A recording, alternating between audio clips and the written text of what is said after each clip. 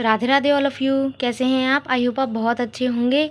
और जैसे कि हमको पता है कि अब हमारे आरपीएससी सेकंड ग्रेड जो परीक्षा है वो बहुत ही ज़्यादा नज़दीक है।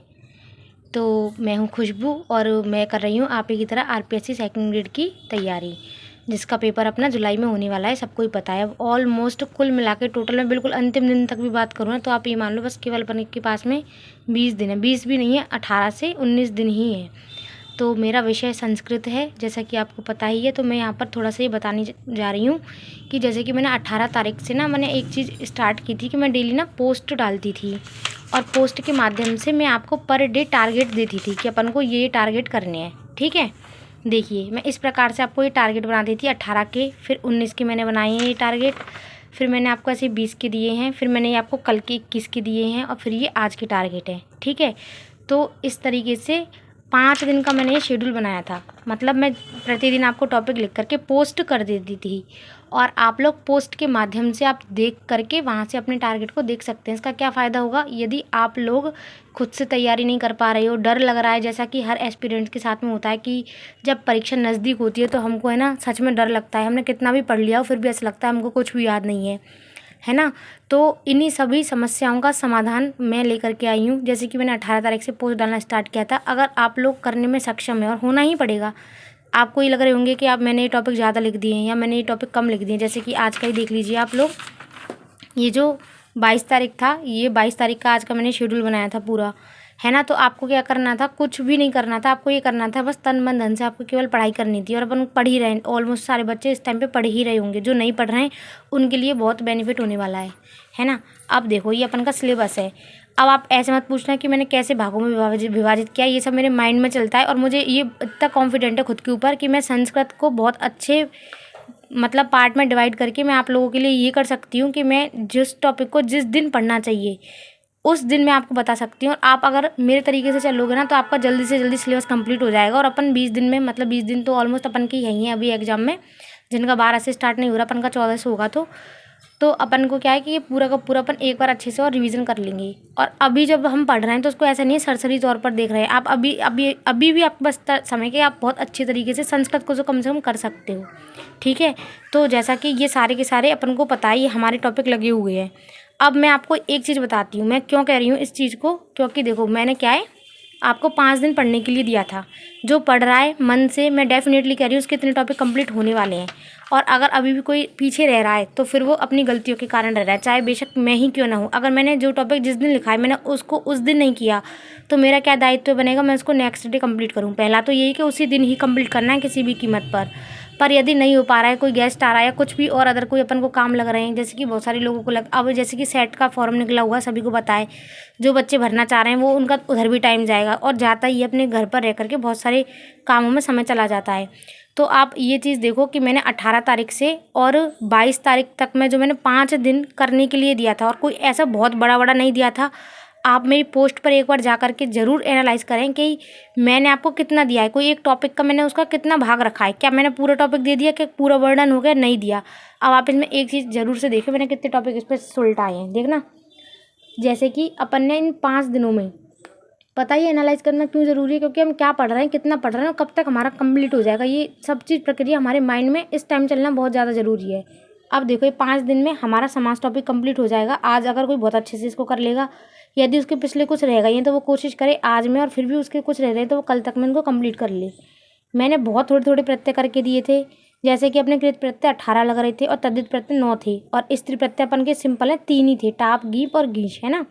ये वाले प्रत्यय अपन को कंप्लीट करने थे, प्लस में शब्द रूप और धातु रूप। और मैं ये चाह रही हूँ कि शब्द रूप तो फिर भी जल्दी से याद हो जाते हैं, धातु रूप में थोड़ी प्रॉब्लम चलती है, या फिर किसी के धातु रूप जल्दी याद हो जाते होंगे, उनको शब्द रूप में दिक्कत चलती होगी। तो ये दोनों टॉपिक तो इनको अपन छोड़ नहीं सकते हैं, रेगुलर इनको अपन एक बार अभ्यास कर लेंगे तो बहुत अच्छा रहेगा।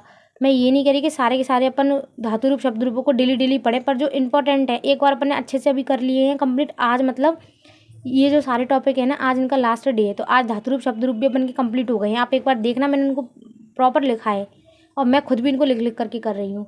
और फिर भी अपन को पता चल जाती है अपनी कमजोरी कहाँ है। अपन को उन धातु रूपों को दोबारा फिर से देखना है ना। जैसे कि शक धातु हो गई, ज्ञा धातु हो गई, है ना, और ये जो आत्मनिपदी के रूप हो गए, इनको अपन को बहुत अच्छे से कवर करना होगा। साथ ही साथ ये संख्याएं की बार जो नया लगा दिया है ना, तो अपन को ये वाच्य परिवर्तन, संख्या और पूर्ण प्रत्यांत, ये पूर्ण प्रत्यांत इस बार लगी है तो अपन को ये भी पढ़ना पड़ेगा। मतलब मैं आपको सिर्फ इतना सा बता रही हूँ कि 18 से और 22 दिन में हमने कितने टॉपिक कवर करे। देखो ये तो रहे व्याकरण के टॉपिक, ये बड़े बड़े टॉपिक 2 लिए थे मैंने, क्योंकि मुझे नहीं लगता कि संज्ञा प्रकरण में लोगों को ज़्यादा दिक्कत आती होगी। मैंने अपने अकॉर्डिंग भी बनाया है और मुझे मतलब जैसी मैं हूँ वैसे मैं औरों को भी सोच करके चल रही हूँ कि समास और प्रत्यय, ये 2 अपने आप में काफ़ी विस्तृत और बड़े टॉपिक हैं और टफ भी हैं। और टॉपिकों की अपेक्षा ये टॉपिक थोड़ी टफ है ना। तो मैंने इनको पहली प्रायोरिटी पर रखा है और इनसे क्वेश्चन अपन को पता है खूब अच्छे खासे आते हैं।